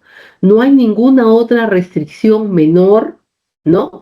Ya, señora, usted solamente quédese con el tema de la identificación sin tranquera. No, señor, porque los carros se pasan. En cambio, la tranquera obliga al que está entrando a parar. Y si alguien se está dando en fuga y no hay tranquera, pues se va a fugar. En cambio, con las tranqueras tienen que parar necesariamente. Entonces, ¿cuál es el supuesto de hecho? Entonces, ¿cuál es el conflicto? Hay que ver la validez, ¿no? Hay que ver ponderando, o sea, el peso. el peso, cuáles son los principios que colisionan. En el caso de mi barrio, colisiona el derecho de libre tránsito, el derecho de caminar por la calle con el derecho de vida e integridad de los habitantes. Vida e integridad, derecho fundamental.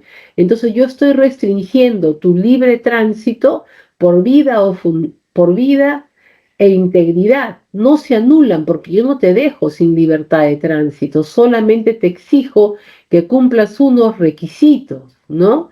Entonces, tú tienes que establecer una relación entre la situación. Entonces se trata de que, no, tú no vives acá, no puedes ingresar. No es todo nada, no es, hay un análisis de pesos, medidas. Esta norma es la menos gravosa, esta norma es la que me permite maximizar el beneficio, no hay otras formas que consigan el fin legítimo, entonces yo analizo y hago la ponderación. Muchas gracias, puede retirar. Entonces, esta ponderación no existía antes, era la ley y punto, ¿no? Era la ley.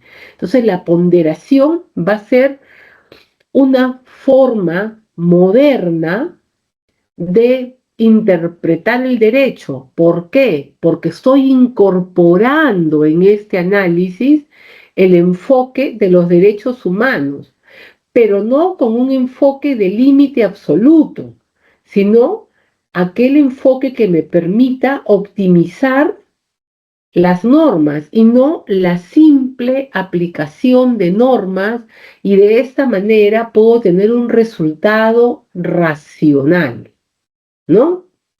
¿Estamos? Ahora sí, vamos a los casos que me gustan. Y ahora, por favor, atentos. A ver, el señor que nos dijo, si el reglamento que dice que toda norma se aprueba y luego tiene que ser sometida a segunda votación. A ver, ¿dónde está el señor que nos hizo eso? Hagamos... Hugo Arbieto.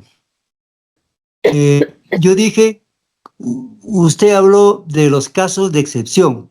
Mi pregunta fue, cuando los casos de excepción se convierten ya en una norma general, ¿qué pasa en esos casos como el relativo a la doble votación? ¿Usted cree que la doble votación soporta el test? De repente si hacemos un esfuerzo, sí, ¿no? Ese es el pero mecanismo para que... Sí, es un poco forzado, doctora. Me parece un poco forzado es un que... poco forzado. Así es. Así es. Así es un poco forzado. Hay, Yo creo que esa es una situación en la cual se utiliza la interpretación, la argumentación, para poder romper el esquema reglamentario que a su vez responde al esquema constitucional de la reflexión de la norma, ¿no? Por eso de que sí, existe un parlamento, una segunda instancia, ¿no? Entonces, así como es. eso ya está Doctora, vulnerado tanto, sí, dígame. si aplicáramos en ese caso el principio de ponderación, eh, se podría añadir que es muy subjetivo e indeterminado. Mm, es- Sí, el principio de ponderación siempre va a ser subjetivo, al final de cuentas, ¿no? Pero lo que ocurre es de que aquí ya es la violación del principio de manera constante, ya no hay regla.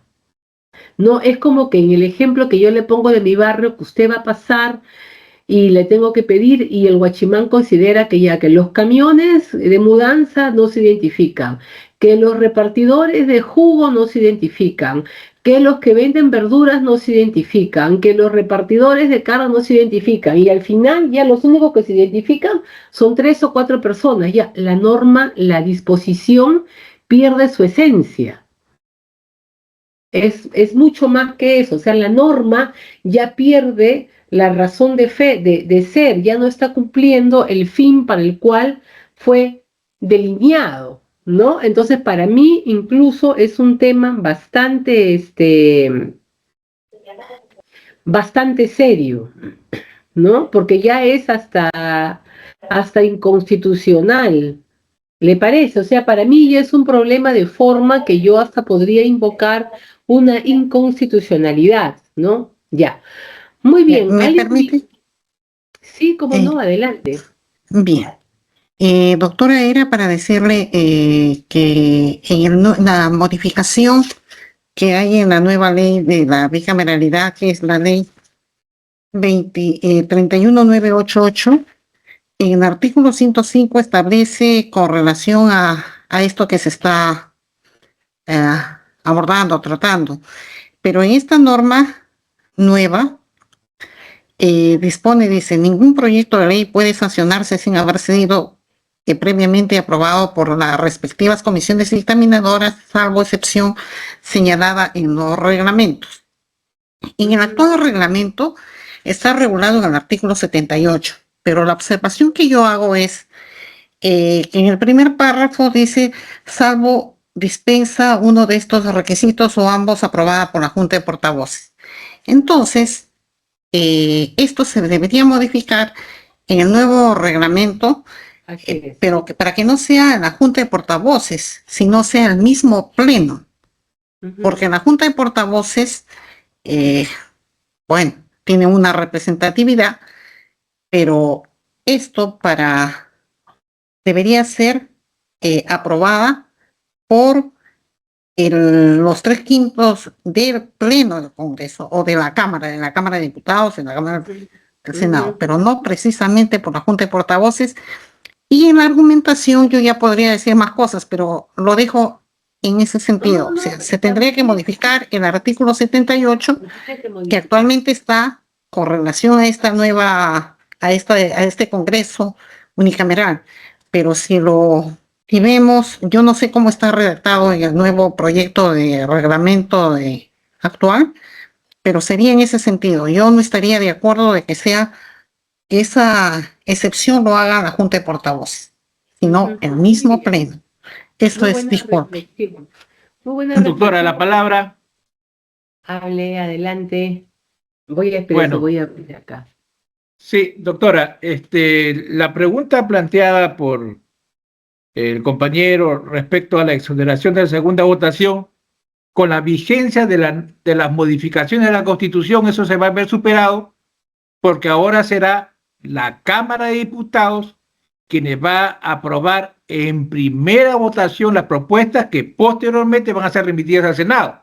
O sea, ya no va a haber esa exoneración porque la segunda votación necesariamente la va a tener que hacer el Senado. Muy bien, esperemos de que ya no hayan normas que se votan así nomás en un ratito, ¿no? Le pedí a alguno de ustedes que ubiquen la norma esta por la cual se modifica el Código Penal y se introduce la norma del maltrato infantil, y es concretamente que busquen la exposición de motivos. ¿Alguien lo ubicó?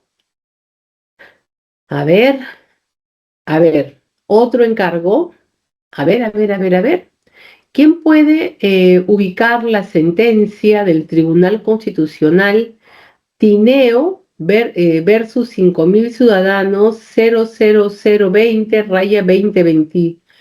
No, 0010-22 AI. A ver. Y otro colega que vaya ubicando la sentencia de las AFPs, que es el 020-2021 AI del TC. A ver, yo las tengo, pero quiero que ubiquen la de Tineo, por favor, ¿ya? A ver, porque este es bien interesante. Esta sentencia del caso Tineo, para mí es una de las que, es lo máximo, me encanta, porque es una sentencia política, es una sentencia filosófica, es una sentencia de derecho penal, es una sentencia interpretativa, es una sentencia de carácter constitucional. No sé si alguno de ustedes conoce la sentencia del caso Tineo. Esta sentencia del caso Tineo la voy a resumir mientras alguno de ustedes la va ubicando, y de ahí quiero que leamos el punto 6.2, los considerandos 32, 31, 32, 33, 34. Cuando tuvimos nosotros la vigencia de los tribunales militares, hubo una revisión por parte del nuevo Congreso sobre lo que habían significado los juzgamientos por terrorismo. Y este nuevo Congreso estableció que se habían vulnerado derechos fundamentales al aplicar los tribunales militares, que el tipo penal también no era necesariamente el más adecuado. De manera paralela, en la Corte Interamericana también se emitieron las sentencias de Tamayo y las sentencias se me va el nombre, bueno, se emitieron dos sentencias en las que declaraban que estos procesos militares y el tipo penal atentaban contra las garantías judiciales y el debido proceso. En ese contexto, cuando vuelve a funcionar el Tribunal Constitucional, presidido por el señor Álvaro Landini, 5.000 familiares de terroristas y otras personas presentan una acción de inconstitucionalidad y le piden al tribunal que declare la inconstitucionalidad del tipo penal, o sea, porque el tipo penal era lo que venía siendo criticado por la Corte y también por el Congreso peruano, y de esta forma pues buscar la liberación de todas las personas que habían sido condenadas al amparo de estas normas del... Héctor, ¿encontró la sentencia? Entonces, esta sentencia No, resuelve esto. estoy buscando del maltrato animal. Ah, ya, muy bien. A ver, alguien por favor que busque la de Tineo versus 5.000 ciudadanos. Es la 10-2002 AITC Perú. Yo la tengo abierta y bueno. Entonces, la sentencia del Tribunal Constitucional es una maravilla y es un ejemplo de argumentación, ¿no? Entonces, fíjese, acá hay unas partes que son, pero quiero que ustedes la vean porque ¿Qué punto, doctora? ¿Qué número? ¿Qué punto? ¿ya usted ¿Qué la abrió? número? ¿Ya usted la abrió? Sí, pero dígame sí, pero ¿qué número? Ya. Vamos a comenzar en la parte en la parte de la delimitación del petitorio, ¿ya? Pero Vamos el a ver, número, a ver, espérese. Vayamos para el 13, 23. Ya, a ver, 23, aquí está. El 23, 23, ¿no? ya, No, sí. ahí ya dejámoslo. Vamos más adelante, en la parte de alcance de la sentencia, conceptos Ah, ya, previos, ya, ¿no? Ya. ya, 26, ya, 26. 26. ¿Leo? Lea. Ya. Conceptos previos. Teniendo en cuenta la trascendencia de la presente acción de inconstitucionalidad en la vida social y jurídica del país, es necesario que el Tribunal Constitucional proceda a efectuar una explicación del tipo de sentencia que hoy dicta, con varios registros en la jurisprudencia comparada y fecundo desarrollo en la doctrina de la jurisdicción constitucional. Ya, continúe. Ya, 27. El Tribunal Constitucional, por mandato de la Constitución del Estado, tiene la potestad de declarar la inconstitucionalidad de las normas con rango de ley, ya sea por vicios de forma o fondo. Además, el Pase el artículo 28. Pase el 28. ya, aun cuando, abre comillas, cada país y casi cada autor, coma, tienden a elaborar tipologías diferentes, cierra comilla, de sentencias, eh, y hay una cita de un autor, No diga la ya, cita, continúe. tradicionalmente, según se acoja o rechace el petitorio de la demanda, las sentencias del Tribunal Constitucional pueden clasificarse en sentencias, comillas, estimatorias, cierra comillas, o comillas, desestimatorias, comillas. Sin embargo, el dinámico contexto social de nuestro país ha obligado a este colegiado, como a su turno lo hicieron otros tribunales análogos al nuestro, como los de Italia, España y Alemania, a dictar resoluciones que en cierta medida se apartan de esta distinción clásica, innovando de ese modo la tipología de sus sentencias. Alto, fíjense, o sea, dice, voy a hacer una sentencia que se aparta de la tipología existente. Mira lo que nos está diciendo, nos voy a dictar una sentencia que no es ni lo uno ni lo otro, es completamente diferente. Continúe. 29. Es el caso de las sentencias denominadas interpretativas.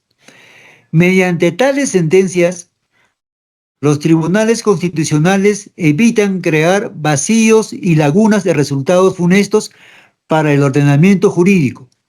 Son abundantes los testimonios de las ventajas de esta clase de sentencias en el derecho y la jurisprudencia constitucional comparados, ya que, además, permiten disipar las incoherencias, galimatías, antinomias o confusiones que pueden contener normas con fuerza o rango de ley. Las sentencias interpretativas, cuyo fallo se pronuncia fundamentalmente respecto al contenido normativo, pueden ser, a su vez, estimatorias y desestimatorias. Ya, Mediante pasemos ellas al se 30. dispone... Pasemos al 30. ¿Cómo? Al 30. Ya, al 30. Ya. Por el contrario, mediante las sentencias denominadas aditivas, se declara la inconstitucionalidad de una disposición o una parte de ella, en cuanto se deja de mencionar algo, comillas, en la parte en la que no prevé que era necesario que se previera para que ella resulte conforme a la Constitución. En tal caso, no se declara la inconstitucionalidad de todo el precepto legal, sino solo de la omisión, de manera que, tras la declaración de inconstitucionalidad, será obligatorio comprender dentro de la disposición aquello omitido. Ya, un stop. Nos está diciendo que mediante la sentencia interpretativa puede considerar que este precepto es inconstitucional, ¿no? Pero que a pesar de que es inconstitucional, ¿no? Va a afectar el contenido, pero no la norma. O sea, me va a declarar inconstitucional algo, pero me está anunciando que no necesariamente la va a expulsar, como es la consecuencia de la inconstitucionalidad, ¿no es cierto? Continuemos, por favor, ¿ya? ¿El 31? Ujú. Ya. A diferencia de estas, las sentencias sustitutivas se caracterizan por el hecho de que con ellas el Tribunal Constitucional declara la inconstitucionalidad de una ley en la parte en la que prevé una determinada cosa en vez de prever otra. En ese caso, la decisión sustitutiva se compone de dos partes diferentes. Dos puntos. Una que declara la inconstitucionalidad de un fragmento o parte de la disposición legal impugnada y otra que la reconstruye a través de la cual el Tribunal Constitucional procede a dotar a la misma disposición de un contenido diferente de acuerdo con los principios constitucionales vulnerados. Tales decisiones. Entonces, fíjense, dice, la voy a declarar, voy a interpretar que es inconstitucional, pero al mismo tiempo mi sentencia va a ser sustitutiva, porque voy a dar un contenido a esta norma, ¿no? Fíjense lo que está diciendo cuando todos, si somos abogados, sabemos que la sanción de la declaratoria de inconstitucionalidad es la expulsión de la norma del sistema, ¿no es cierto? Pero aquí están argumentando un tipo de sentencia que no es clásica, es una sentencia interpretativa y además es sustitutiva. Y leamos el 32. 32. Finalmente, también existen las sentencias exhortativas, que son aquellas en virtud de las cuales, al advertirse una manifestación de inconstitucionalidad en un determinado dispositivo legal, sin embargo, el Tribunal Constitucional solo declara su mera incompatibilidad y exhorta al legislador para que, en un plazo razonable, introduzca aquello que es necesario para que desaparezca el vicio meramente declarado y no sancionado. ¿Qué me está diciendo? O sea que no es inconstitucional, sino que es incompatible. Interpreta que hay una parte que no es, lo sustituye y la norma continúa y le dice al Congreso que dicte otra norma para que complete el contenido. Me está creando una figura nueva, me está creando el tema de la incompatibilidad. ¿No? ¿Se dan cuenta lo que está argumentando en esta sentencia el Tribunal Constitucional de una manera, o sea, totalmente fuerte? Vamos a ir avanzando, ¿no? Vamos a ir avanzando porque la sentencia es bastante larga, ¿no? Y vamos a llegar acá vamos a ir avanzando, y vamos, entonces fíjense lo que dice en esos párrafos, ¿no? Es una sentencia que realmente es muy grande, no he marcado espérese, quiero ir a la parte del fallo, entonces la parte del fallo ya. Entonces, falla, declarando infundada la excepción de prescripción, porque la defensa había dicho que ya habían pasado más de 10 años, 15 años, desde que se dictó la legislación antiterrorista. Y declara fundada en parte la acción de inconstitucionalidad. Y declara inconstitucional el artículo 7 del tal, ¿no? Así como la frase con aislamiento celular continuo. Y en ningún caso, ¿no? Y declara que con objeto de fundar. Y esta sentencia es la que va a establecer que el Congreso dicte, mejore la redacción de los tipos penales, el tipo de carcelería. Pero teníamos a miles de personas en cárcel, desde el último combatiente hasta la cúpula del Sendero del MRTA. Estas sentencias del 2002. Estaban todos condenados con cadena perpetua y habían sido condenados por tribunales militares. Y lo que esta sentencia dice es que yo declaro la inconstitucionalidad. Y exhorto al Poder Ejecutivo a que me cambie todos estos artículos. Pero ojo, tienes que darme la norma dentro de un plazo razonable para que concuerdes el régimen de la cadena perpetua con los lineamientos tales y cuales establecen los plazos máximos de los delitos, la forma en que se tramitarán los nuevos procesos. Declara la nulidad de todos los procesos judiciales llevados a cabo. Dios mío, declara la nulidad de todos los procesos llevados a cabo. Dios mío, se van todos a la calle. No.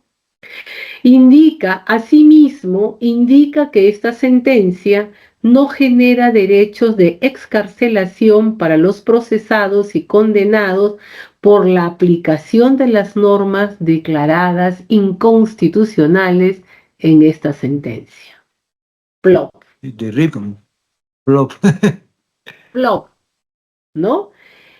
Esta es la gracia de esta sentencia. Es una sentencia, por eso le digo, política, jurídica, social, argumentativa, de filosofía del derecho, porque resuelven un problema real. O sea, los habíamos juzgado mal, ¿no? Los habíamos juzgado por traición a la patria y en juzgados militares y a todos cadena perpetua vulnerando N cosas, ¿no? El propio Congreso de la República, en el gobierno de transición del señor Paniagua, había señalado la existencia de estas vulneraciones. Las familias presentan y el Tribunal Constitucional, en vez de optar por declarar prescrito y declararlo improcedente y mandar el tema a la Corte Interamericana para que ellos resuelvan, ellos se compran el pleito y sacan esta sentencia. Y esta sentencia va a ser la madre para que se anulen todos los juicios, se arme la Sala Penal Nacional y se vuelva a juzgar a todas las cúpulas, a todos los involucrados, y mucha gente fue declarada también inocente, ¿no? Y esta sentencia es la que luego sirve de paso para que cuando el Perú pleitea se convaliden los juzgamientos que primeramente habían sido declarados anticonvencionales y se convalidan en la sentencia de Lori Berenson, ¿no? Entonces, esta sentencia es absolutamente importante, es un ejemplo de lo que es el manejo de la argumentación jurídica, pero conforme lo hemos venido hablando en clase. O sea, con utilización de argumentos, precedentes, claridad, normas, sustento, lógica, respetando la Constitución, el límite máximo, la ponderación. Acá están ponderando la seguridad, la tranquilidad de un país frente a los derechos fundamentales de personas que habían cometido delitos gravísimos contra la humanidad en el país, que eran las cúpulas de Sendero y sus combatientes en diferentes niveles de responsabilidad, ¿no? Entonces, pondera y dice, yo te reconozco la inconstitucionalidad, efectivamente, hay un problema acá, pero Congreso. Entonces, cuando el Congreso hace la adecuación del tipo penal, le vienen a decir, un momentito, esto es inconstitucional porque ha cambiado, eso no decía, y él dice, no, porque yo lo que le he mandado es la adecuación, el tipo penal ya existía, así que esa regulación está dentro de este contenido y por ende no es inconstitucional. Y los 600 casos que lleva nuevamente la Sala Penal Nacional a cargo de Pablo Talavera van a terminar completamente validados por esta sentencia, que es un ejemplo de lo que es la argumentación jurídica planteada con todo ese tipo de criterios, ¿no? Por eso les digo de que para mí es una sentencia espectacular, no es una sentencia antigua, muy poco trabajada, muy poco conocida, yo no sé por qué, y es del Tribunal Constitucional presidido por Alba Orlandini, Bardella Lartirigoyi, Rey Terry, Aguirre Roca, Reboreda Marzano, González Ojeda y el maestro García Tomás. Por eso que yo les he dado a ustedes hoy día esa lectura del maestro García Tomás, porque él participó en esta sentencia y esta sentencia es fruto de la teoría, de la argumentación, cuando tú quieres incorporar el concepto de derechos humanos, de derechos fundamentales para todos, pero en cada situación ponderas. Principio de legalidad, igual que en Nuremberg, lo pondera, pero solamente de que no es de que no hay norma, sino él dice, no, hay norma, pero corrígeme el contenido. Entonces, cuando yo digo, no, es el principio del esto, no, de afectación al principio de legalidad, no, porque la ley existía. Lo que han hecho es corregir, y yo he dicho en el Considerando 31 que cuando hay una sustitución, no hay una afectación. No, pero que no, es una sentencia interpretativa porque yo... Entonces, esta sentencia es la que va a permitir de que el Perú realmente lleve a cabo toda una actuación jurídica bastante interesante, ¿no? Entonces, comentarios. A ver, al señor que leyó, creo que fue Hugo, ¿no? Se quedó con Sí, el Hugo usted Arbit. igual que yo, ¿no? Porque declara inconstitucional la sustitución, declara la ineficacia, modifica el tipo penal, exhorta al Congreso, pero luego dice, nadie sale libre. Así es. Totalmente contradictorio en la parte final. Argumentaron, Así, y ahí está bien argumentado. Hay preceptos, teoría, razonamiento, precedentes. Pero doctora, sin ser negativo, usted nos explicó al comienzo que otra cosa es la argumentación en sede parlamentaria. y otra cosa es Entonces, la argumentación en sede judicial. Así es. así es, así es. Pero acá Ahí, está ahí vinculado. viene el... Aquí está vinculado porque es una acción de inconstitucionalidad en la cual está interpretando las leyes que fueron dictadas por el Parlamento. Y le está exhortando al Parlamento a que complete esa legislación, ¿no? Entonces ahora vayamos a ver la sentencia de las AFPs.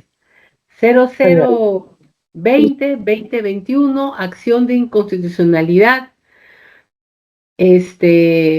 acción de inconstitucionalidad. A ver, ¿quién la encuentra? A ver, ¿quién la encuentra? Párrafo considerando 93. A ver, ¿quién encuentra la sentencia? Es la del primer retiro del fondo de pensiones durante la época de la pandemia, ¿no? Entonces, presentaron una acción de inconstitucionalidad y el Tribunal Constitucional va a terminar declarando válida la norma, la constitucionalidad de la norma. y va a decir algo así, yo lo interpreto, ¿no? Yo parafraseo a veces para divertirme un poco mientras leo estas sentencias tan largas. Va a decir así como que el hecho de que la norma sea técnicamente mala no significa de que sea inconstitucional, ¿no? En buena cuenta eso es lo que dice el Tribunal Constitucional. A ver si alguien le encuentra y me ayude para que no me quede más sin voz. En el punto 93 lo que dice es, sin perjuicio... 93, a ver. Ujú. A ver, un segundito, doctora. Un segundito. A ver, acá lo encuentro. Dice, los fondos del Sí, ya, sistema privado de 93, ¿no?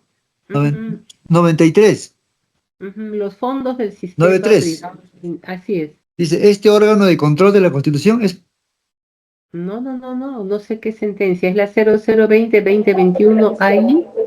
¿Qué Pues, es? Sin perjuicio de ello, empieza. así es, sin perjuicio de ello, los fondos del sistema Ah, privado ya. de pensiones son intangibles frente a las intervenciones arbitrarias del Estado por constituir un patrimonio de los afiliados protegido por la garantía de inviolabilidad del derecho de propiedad consagrado en el artículo 70 de la norma suprema y en la garantía del ahorro declarada en el artículo 87 de ella misma. En cuanto a la medida establecida en el segundo párrafo de la ley sometida a control ante este tribunal, advierte que ésta no incide negativamente en la intangibilidad de los fondos de la seguridad social, pues solo constituye una excepción que opera en el ámbito de la intangibilidad de las sumas retiradas, pero que no se refiere a la intangibilidad de los fondos de la seguridad social. Distingue lo que son los fondos de la seguridad social de la intangibilidad personal, y que es esta la que está afectada. Dice, la previsión de que la intangibilidad no se aplique a las retenciones judiciales limita su efecto al ámbito de las sumas ya retiradas y no incide en la disposición constitucional invocada por la parte demandante. Aplicación del test de proporcionalidad, ¿no? Entonces acá vamos a avanzar, ¿no? El 112, el 112 dice, el tribunal considera que los bienes constitucionales que la parte demandante considera como intervenida por el legislador, libre acceso, intangibilidad y sostenibilidad, no lo son realmente, pues no han sido objeto de la restricción, o porque solo podrían invocarse incardinados con un verdadero sistema de seguridad social, que no corresponde a la naturaleza jurídica del sistema privado de pensiones. O sea, el Tribunal Constitucional dijo que el sistema privado de pensiones no es un verdadero sistema de seguridad social, ¿ah? Fíjense. Y es en base a eso a lo que, a que el Tribunal Constitucional va a señalar en el 125.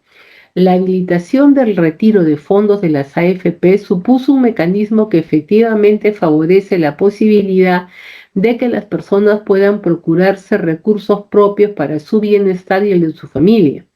Si bien no todos los aportantes del sistema privado se encontraban en un grave estado de necesidad, la autorización del retiro prevista en la ley constituye un complemento para enfrentar los complejos y negativos efectos de la pandemia. Siendo así, se aprecia que la medida ha contribuido a la realización de lo establecido en los artículos 2.1 y 44 de la Constitución al habilitar un mecanismo de alivio económico en favor de los afiliados del sistema privado de pensiones, que les permitiese, dadas las excepcionales circunstancias, hacer frente a las consecuencias perjudiciales de la pandemia, impacto que se ha visibilizado en diversos ámbitos de la vida de los ciudadanos, entre los que se encuentra, que duda cabe, la esfera socioeconómica y en concreto la obtención de ingresos. Es decir, que avala la argumentación parlamentaria para fundamentar de que si bien se podría estar afectando el marco constitucional,